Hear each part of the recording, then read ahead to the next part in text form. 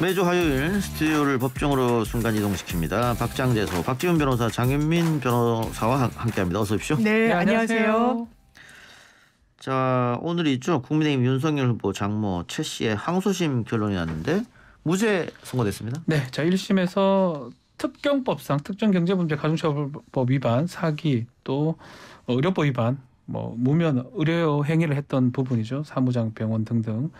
근데 이제 그 사건에서 1심에서 3년형이 선고됐는데 2심에서는 공모, 동업했던 것이 인정이 안 되고 기망 부분, 사기 범행도 인정이 안 된다. 특히 범죄 증명이 없다고 해서 1심을 파기하고 무죄를 선고를 했습니다. 전부 무죄입니다. 1심은 3년 나왔죠? 네, 그렇습니다. 3년 전 유죄가 나왔는데 이번에는 전부 무죄가 됐습니다. 2심 재판부가 1심 판단을 완전히 뒤엎은 이유는 뭡니까? 일단 이 사건에서 쟁점은 이거였습니다. 이 장모 최모 씨가 댄 돈이 그냥 단순한 대여금이냐, 빌려준 거냐, 아니면 이게 요양병원이 불법적으로 설립하는 걸 알고 투자 성격으로 하고 운영에도 관여를 했느냐. 1심 재판부는 운영에도 관여를 했다. 왜냐하면 사위가 거기에 행정실장 등등의 아주 주요 보직을 받기도 했고 이런 여러 사정을 감안했을 때 이거 단순 대여로 보긴 어렵다는 것이었는데 항소심 재판부는 이건 단순 대여로 보인다. 왜냐하면 일단 이 주범들과 이 설립자와 장모 최모 씨가 동업계약을 체결한 사실이 없다라는 거 하나. 그리고 실제로 이 설립자 주 씨가 공범들이랑 병원을 세운 이후에는 5대5로 이 수익을 가르기로 했는데 이 부분과 관련해서는 장모 최모 씨가 아예 그런 사정을 알지도 못했다라고 이야기를 했는데 사실 그런 사정을 알았는지 몰랐는지와 관련해서는 아마 최모 씨의 항변 내용을 그대로 채택을 한 것 같고 그리고 이런 불법적인 것을 아주 수면 위로 올려서 드러내지는 않습니다. 최모 씨 같은 경우에는 면책각서 같은 걸 받기도 했지만 동업계약을 체결한 사실이 없다라는 게 면죄부를 주는 근거로 작용한 그 이유에 대해서는 다소 갸우뚱해진 부분이 있고 또 이게 항소심에서 완전히 뒤집어졌는데 판례가 항소심에서 1심 재판의 결과를 함부로 뒤집지 말라라는 판시를 일관해서 하고 있습니다. 왜냐하면 똑같이 사실심이라고 하더라도 아주 주요 증인들과 사실관계들은 1심에서 현출되는 경우가 거의 대부분입니다. 그걸 그대로 항소심이 받았을 때는 주요 증인들에 대해서는 사정 변경이 없으면 다시 부르거나 하진 않거든요. 그렇다면 1심 재판부의 어떤 의견을 가급적 존중하라는 취지인데 그럼에도 불구하고 항소심 재판부는 1심을 완전히 뒤집은 그런 결론을 냈습니다. 일단은 결국은 2심에서 새롭게 사실 판단을 하긴 하지만 새롭게 증거를 제출하는 경우는 드뭅니다. 그러니까 아마 최은순 피고인 입장에서는 1심 주장을 반복했던 걸로 보이고요. 검찰에서 마찬가지인데 일단 이제 이미 보석 신청이 받아들여져서 아주 재판 초기 때부터 이제 사실 심증을 좀 보였던 부분들이 있었어요. 재판부에서 재판이 들어오자마자 2심 첫 재판 아니면 그 무렵에 보석 같은 거 신청 들어서 거의 받아주면서 지금 입증을 좀 잘해야겠다. 검찰에 얘기를 했다. 근데 사실은 일반적으로 그런 얘기를 한다는 거는 저희 이제 변호사들 입장에서는 유죄를 주려는데 좀 공평하게 보이려고 이제 한다고 그렇게 많이 인식이 되는데 결과론적으로 그게 그때부터 무죄의 심증이 있었다는 거예요. 결과론적 얘기입니다. 저는 그 재판부가 판단했던 그 과정을 봤을 때 만약에 이제 유죄를 줄 것 같으면 오히려 반대로 보석 안 받아주죠. 그만큼 무죄를 줄 것 같으면 그만큼 이제 좀 판단하는 것처럼 보일 건데 오히려 조금 반대 모습이 보여서 좀 의외다 생각이 듭니다. 자, 어쨌든 이 동업자라고 알려진 사람들은 다 실형을 선고받았는데 재판부는 동업이 아니다 이렇게 판단했다는 거예요. 말이 안 되는 상황이에요. 그리고 재판부가 오늘 판시하면서 입증이 잘 안 됐다. 그럼 입증 책임은 검찰에 있는 거 아닙니까? 검찰에 있습니다. 그러니까 이게 유죄를 받아내고 공소 유지를 하기 위한 모든 책임은 형사소송법상 검찰에 있는데 아마 동업 약정이라고 하려면 뭔가 더 구체적인 근거가 있어야 이게 운영에도 관여하고 했다고 봐야 될 텐데 그렇게 어떤 증거 방법에는 미치지 못했다는 게 재판부의 좀 판단이었던 것 같긴 합니다. 마지막으로 대법원 판결이 남았으니까요. 지켜보도록 하고요. 민주당에서 윤석열 후보가 검사 시절 산부 토건에 대해 봐주기 수사한 것 아니냐는 의혹을 제기했는데 이건 민주당뿐만이 아니고 CBS 노컷뉴스에서도 어제 단독 기사를 낸 것 같아요. 어떤 내용입니까? 산부 토건이 좀 문제가 되고요. 좀 다시 얘기했지만 산부 토건 관련해서 김건희 씨 녹음 내용이 나오면서 주목을 좀 받고 있습니다. 오랫동안 뭐 가족과 같이 지냈다. 그 이제 그것 때문에 좀 확인을 해보니까 이 사건은 뭐 결혼하기 이전이긴 한데 윤석열 후보가 검사 시절 아마 대검의 중수과장 할 때로 좀 보이는데 2006년도에 파주 운정지구 사건을 하면서 이 문제됐던 뭐 택지를 불법으로 불화받거나 업무 방해했던 이런 많은 업체들을 이제 봤었는데 그 중에 삼부토건도 이제 포함이 됐었는데 삼부토건은 수사에서 제외가 됐습니다. 나머지 업체들은 뭐 기소가 되기도 하고 처벌받기도 했는데 근데 그 이후에 삼부토건하고 뭐 골프를 한다든지 회장하고 그리고 또 김건희 씨랑 관계성이 있기 때문에 혹시나 이때도 조금 뭔가 봐주기 수사가 아니냐 의혹이 제기되는 것입니다. 예. 다른 건설회사는 다 처벌됐는데 삼부토고만 빠져나갔다 이 얘기지 않습니까? 그렇습니다. 그 당시에 어떤 그 의혹이 있었냐면 파주 운정지구 택지 불법 불화 사건이 대대적으로 주인 검사로서 윤석열 후보가 당시에 수사를 진행을 했고 본인의 굉장히 치적으로 또 홍보를 하기도 했었습니다. 근데 이 사업을 시행을 할 때 이 지정 공고에 그러니까 사업 지정 공고일 이전의 토지를 이미 취득한 민간 건설업자들에게는 그 땅을 불화받을 때 수의 계약으로 땅을 불화받을 수 있도록 해줬어요. 그러면 땅을 받는 데 있어서 공개 입찰 방식으로 하지 않으면 상당히 좋은 가격으로 땅을 받게 되는 거지 않습니까? 그래서 이 시행사들이 어떤 장난을 쳤냐면 지정 공고일 이후에 땅을 매입했으면서도 지정 공고일 이전에 한 것처럼 다 서류를 위조를 합니다. 예. 그랬는데 이 위조를 한 SM종합건설이라는 회사가 있는데 이 회사가 자금력이 딸리니까 이 파주 운정지구에서 시행사업을 일으키면서 삼부토건으로부터 자금을 받습니다. 그래서 SM종합건설과 삼부토건 그리고 상부토건 임원이 세운 회사 4대 2로 이익을 받기로 이렇게 약정까지 했는데 그럼에도 불구하고 대대적인 수사 과정에서 허위 서류를 SM종합건설이 작성했음에도 불구하고 돈을 댔던 삼부토건은 왜 빠졌을까? 왜 수사 대상에도 오르지 않았을까? 그 이유가 혹시 윤석열 후보가 삼부토건 회장과의 어떤 개인적인 친분 관계는 부인하지 않았었는데 그 단초가 거기서 좀 알아볼 수 있는 게 아닐까라는 또 의혹이 제기되고 있는 그런 상황입니다. 예. 뭐 노컷뉴스의 이런 보도에 대해서 국민의힘은 삼부토건은 단순 시공업체였다라고 네. 이야기를 했습니다만 지금 알아보니까는 아니에요. 시행도 삼부토건 같이 했더라고요. 그렇죠. 이게 이제 이양수 수석 대변인이죠. 반박을 했어요. 시공업체니까 이거 뭐 수사 대상에서 빠질 수밖에 없었다. 시공업체는 그 공사만 하는 업체이기 때문에 그래서 시공업체는 범죄에 가담하지 않았기 때문에 이렇게 가능했다고 하는데 다시 노컷뉴스에서 보도를 새로 냈습니다. 시공사가 아닌 공동 시행사라는 거예요. 그래서 그 반박도 지금 의미가 없고 잘못된 반박이다 이렇게 보입니다. 알겠습니다. 자, 그런데 아까 뭐 잠깐 장윤 변호사 얘기했습니다만 윤 후보와 삼부토건의 조나북 회장은 오랫동안 인연이 있었고 뭐 한때는 골프 접대 의혹 또 있었죠? 왜냐하면 그 언론사들이 조남욱 전 회장 무슨 집무실을 가서 그 일정표 같은 걸 확보해가지고 기사화한 적이 있었습니다. 그래서 그 일정표 다이어리 같은 걸 봤더니 2006년도부터 2012년도까지 윤석열 전 총장이랑 골프를 친 그런 스케줄 그리고 뭐 명절 선물, 뭐 저녁 식사 등등의 어떤 개인적인 연결고리를 가져갔던 부분이 다 드러났던 거예요. 그래서 이런 의혹이 나오니까 윤 후보도 아주 부인하진 않았고 원래 알고 지내던 사이다. 아주 오랜 기간 좀 교류했던 사이고 내가 접대를 받은 사실은 다만 없다. 골프나 식사를 했지만 뭐 돌아가면서 내거나 아니면 n분의 1로 비용을 냈기 때문에 접대를 받은 것은 아니다라고 하지만 이번에 파주 운정지구 수사와 관련해서 삼부토건만 또 열애가 됐다라는 것 때문에 이거 좀 의혹이 제기되는 것 같습니다. 아하. 그래 그 조남욱 회장의 일정표에는 뭐 최은순 씨도 나온다고 예, 하고. 그리고 무슨 회장님으로 나오고요. 예. 그리고 윤 검사라고 나옵니다. 그래서 예, 뭐 예. 윤석열 검사라고 추정이 되는 사람이 나오고 2011년까지 계속 메모장에 이름들이 나오고 있습니다. 그런 관계였기 때문에 당시에 이 삼부토건 수사를 좀 봐준 거 아니냐 이런 그렇죠. 좀 의혹을 제기하는 거예요. 뭐 예. 봐줬다라는 게 예. 아니고 그런 관계성이 있기 때문에 뭔가 된 게 아니냐 예. 의혹 제기되는 거죠.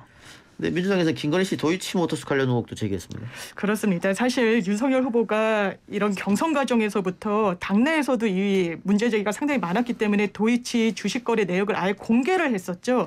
그 공개한 내역이 2009년도부터 2010년도 사이였는데 그 이후에 전량 한 22억 원어치를 매도한 의혹이 지금 제기되는 겁니다. 이게 왜 중요하냐면 이 지금 구속 기소된 도이치모터스와 관련된 주가 조작의 일당들이 주가 조작을 아주 집중적으로 한 시기가 2010년도부터 11년도까지거든요.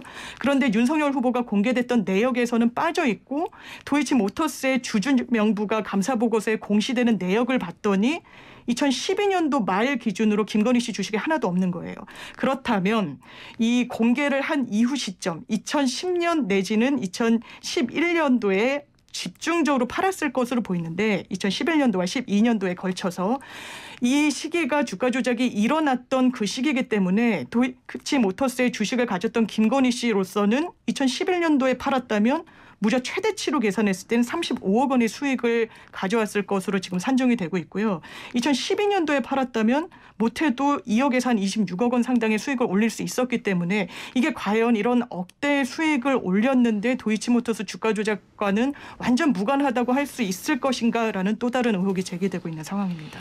예, 강덕구 의원이 45억 원 수익을 얘기했어요. 이것도 가정이긴 합니다. 결국은 주가 조작이고 시세 조정이라는 게 알았고 그래서 돈을 좀 벌었거나 이런 부분인데 가정했을 때 예컨대 2009년 5월 달에 이 주식 24만 8천 주를 이제 했다가 2011년도 3월 30일이 제일 고점입니다. 그때 팔았다고 가정했을 때 조작을 시세 조정을 해가지고 12억 정도 차익을 얻었을 거고 다시 2010년 1월부터 2주간 추가 매집을 해요. 57만 주.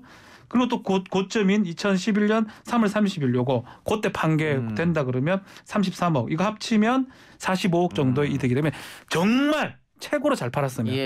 근데 이제 이거 왜 최고로 잘 가정을 하냐면 작전을 원래 이렇게 해요. 최고로 잘 팔고 빠져나오면 나머지들은 훅 빠지는 거거든요. 그래서 그런 가정을 지금 하는 겁니다. 예. 자, 그런데 이 사안이 뭐 지금 처음 제기된 건 아니고요.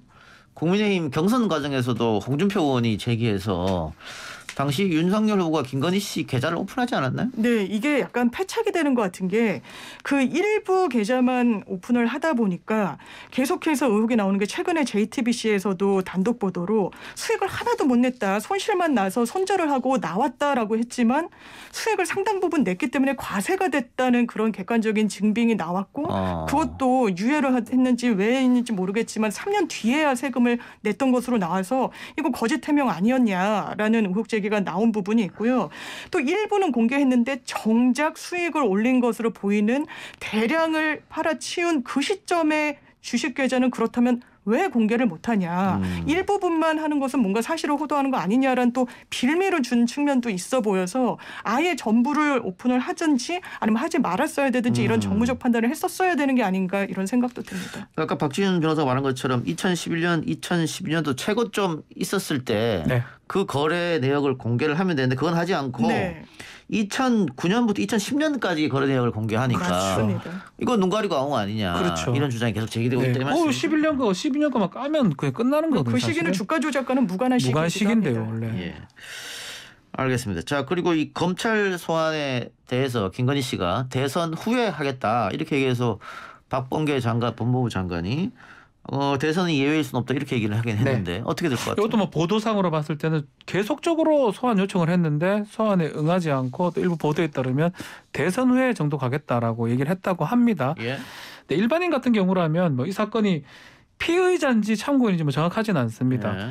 뭐 피의자든 또 최소한 뭐 보도상으로 봤을 때는 공범의 가능성이 있기 때문에 소환을 계속적으로 불응을 하면 체포영장 같은 게 발부될 가능성이 매우 높습니다. 그런 상황은 아니로 보이고 더 나아가서 사실 수사 시간은 놓친 거예요.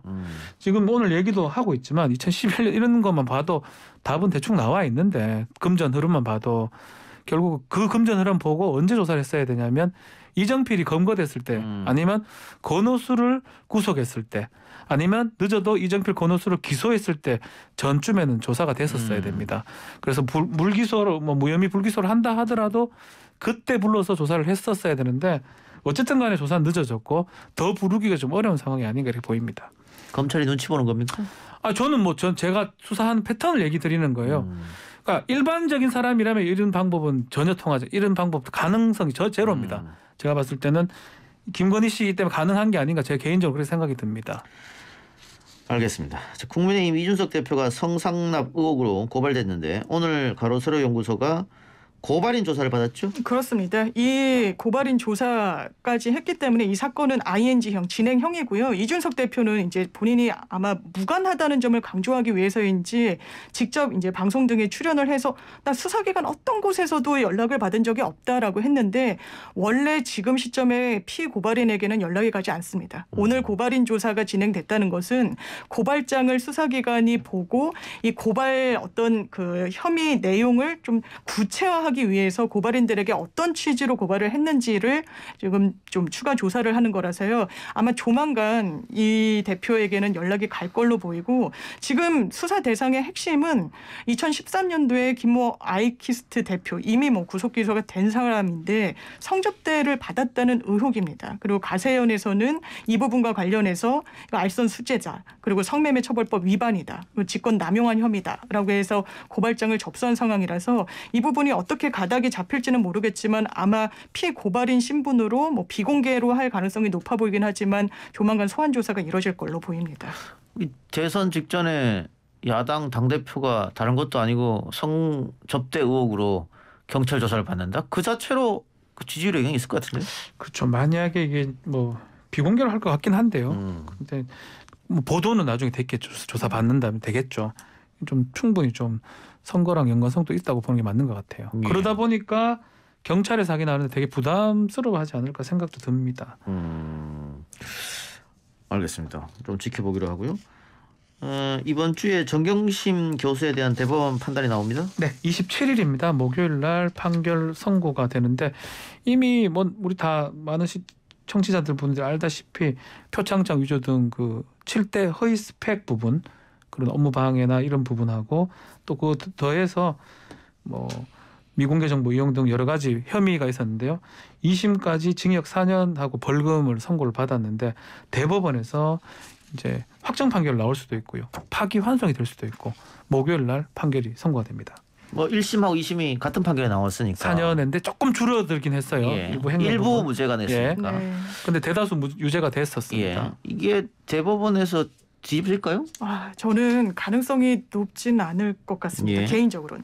왜냐하면 지금 동양대 PC의 증거 능력 자체, 그러니까 증거 능력이 부인되면 아예 그것을 어떤 유무죄 판단의 근거로 삼아 버리질 못하는 겁니다. 예. 조국 전 장관 재판에서 이 PC의 증거 능력 문제가 됐는데 가장 큰 이유는 이게 정경심 전 교수의 PC인데 이것을 압수수색해서 출력을 하는 과정 중에 왜 입회 등등의 참여권 보장을 전혀 하지 않았느냐. 이런 적법 절차를 위배하면 그것은 증거로 쓸 수가 없다라는 게 대법원의 아주 확고한 태도입니다. 이게 예. 뭐 아주 근래에 있었던 태도라기보다는 이런 영장주의와 관련해서는 그 절차를 아주 엄격하게 지키라는 게 법의 취지이기 때문에 그런데 일단 대법원이 그 판단을 유지할 것인가. 왜냐하면 이 PC 같은 경우에는 이 정경심 교수의 소유인지 여부에 대해서도 약간 물음표가 쳐지는 부분이 있습니다. 이게 동양대에서 한 3년 동안 그냥 제대로 관리가 되지 않는 상태에서 방치됐다라고 하거든요.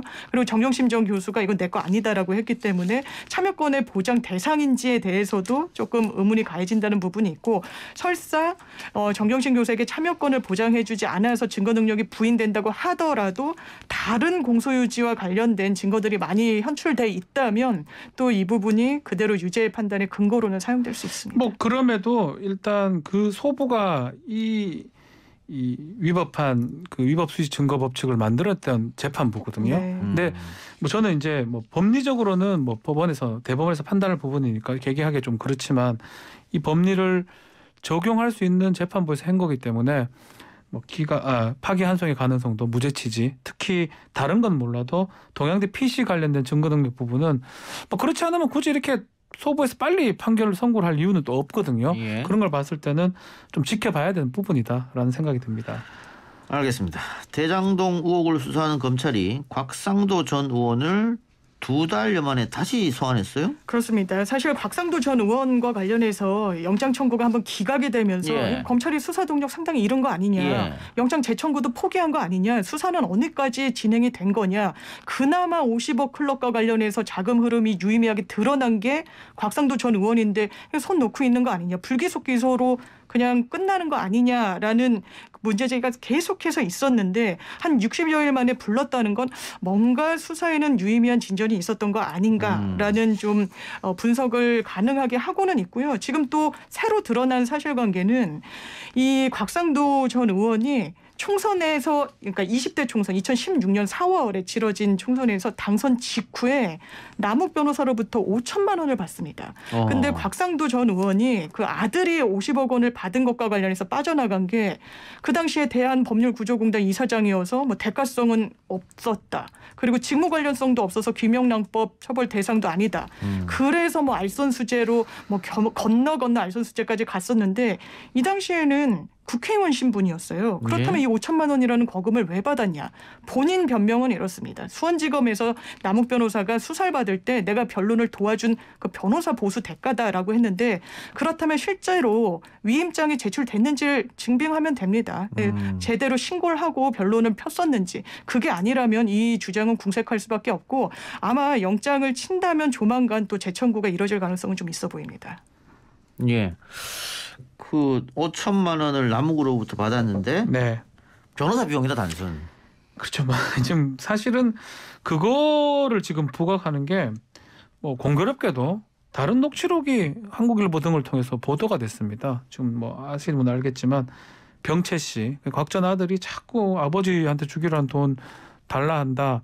그러면서 그 녹취록 상황으로 봤을 때는 50억 돈도 오갔던 게 퇴직금 오갔던 게 있고 또 이런 걸 봤을 때는 뇌물에 등등 가능성이 크지 않느냐라고 논란이 계속 되니까 그거를 조사하는 건 아니고요. 새롭게 이제 별건 비싸게 나왔던 다른 5천만 원을 지금 조사를 하는 거고 이제 이거는 장 변호사님이 말씀하신 것처럼 이제 국회의원 상황이었던 거기 때문에 오히려 수사하기가 좀 좋은 상황이 아니었나. 그래서 사실 저는 이런 수사 방식은 좀 바람직하지 않다고 생각이 들거든요. 예. 그럼 이래가지고 이걸로 또 구속을 하고 또 50억 밝혀냅니까? 그럼 진작부터 그렇게 했었어야 돼요. 진작부터 이거 금전으로 추적을 해가지고 찾아냈어야 되는데 좀 역으로 수사가 하고 있고 이걸로 영장이 저는 날 수 있을지 좀 갸우뚱합니다. 그러면은 뭐 녹취록과 뭐 남욱의 5천만 원 이걸로도 구속은 어렵다. 벌써 잘못 왔어요. 한참 잘못 와버렸어요. 제가 봤을 때는. 예. 지켜보도록 하고요. 대장동 의혹 공판도 진행 중인데 살펴볼 만한 증언이 있습니까? 일단 월요일마다 계속 공판이 이제 매주 있습니다. 워낙에 좀 쟁점도 많고 당사자도 많은 사건이라 그런데요. 일단 유의미한 증언이 하나 나왔다고 언론이 주목하는 부분이 있습니다. 당시 성남도시개발공사의 직원으로 근무했던 박모 씨가 본인이 개발계획팀에서 있었는데 초과이익 환수와 관련해서 계속 의견을 올렸다는 거예요. 그랬는데 유동규 전 본부장이 굉장히 크게 질책을 해서 이 실무를 다루는 사람들 입장에서는 뭔가 우리 총 맞았다. 그리고 자기네 개발계획팀에서 그런 제기한 안건을 왜 다른 유동규 씨가 질책을 하냐라는 취지로 뭔가 좀 의아했다라는 증언을 내놨는데 이게 유동규 씨의 어떤 개인적인 자가 발전이었다는 또 전 성남도시개발공사 사장의 최근 뭐 출판물도 나온 부분이 있어서 이 증언의 어떤 의미에 대해서는 좀 견주어서 판단을 해야 될 것 같습니다. 예. 짧게 하나만 더 해봅시다. 국민의당 안철수 후보와 정의당 심상정 후보가 양자-TV 토론 방송금지 가처분 신청을 냈는데 네. 내일 결론이 납니다. 그렇죠. 가처분 신청은 빨리 납니다. 두 분 어떻게 결과 나올 것 같습니까? 뭐 짧게 말씀드리면 저는 좀 받아들이기 어렵지 않을까 생각이 들거든요. 간혹 문국현 후보가 예전에 있을 때 2007년도인가요? 예. 받아들여졌던 시기가 있는데 그거랑 또 상황도 좀 다르고. 판례는 있다. 예, 판례는 있지만 안 받아들인 데가 더 많아요. 좀 어렵지 않나 생각. 왜냐하면 방송사에서 결정할 부분이거든요, 사실은. 예. 네. 게다가 만일 법원에서 인용을 하더라도 네. 실효성이 있느냐. 그렇죠. 종편에서 하면 되니까. 그러니까. 딴 데서 하면 되죠. 네. 그러니까 지금 지상파 3사에서 못하는 거고 그렇죠. 뭐 종편이나 케이블에서 하면 또 할 수 있거든요. 하겠죠. 맞습니다. 그래 되면. 그럼 그게 과연 실효성이 있느냐 이 네. 부분도 그런 것 있으니까. 때문에 문제인 거예요. 그래서 그 인용이 안 될 가능성이 높다. 저는 그래 봅니다. 알겠습니다. 내일 결과 나오니까 지켜보도록 하죠. 두 분 말씀 오늘 여기까지 듣겠습니다. 지금까지 박지훈 변호사, 장윤미 변호사와 함께했습니다. 두 분 말씀 고맙습니다. 네, 감사합니다. 감사합니다.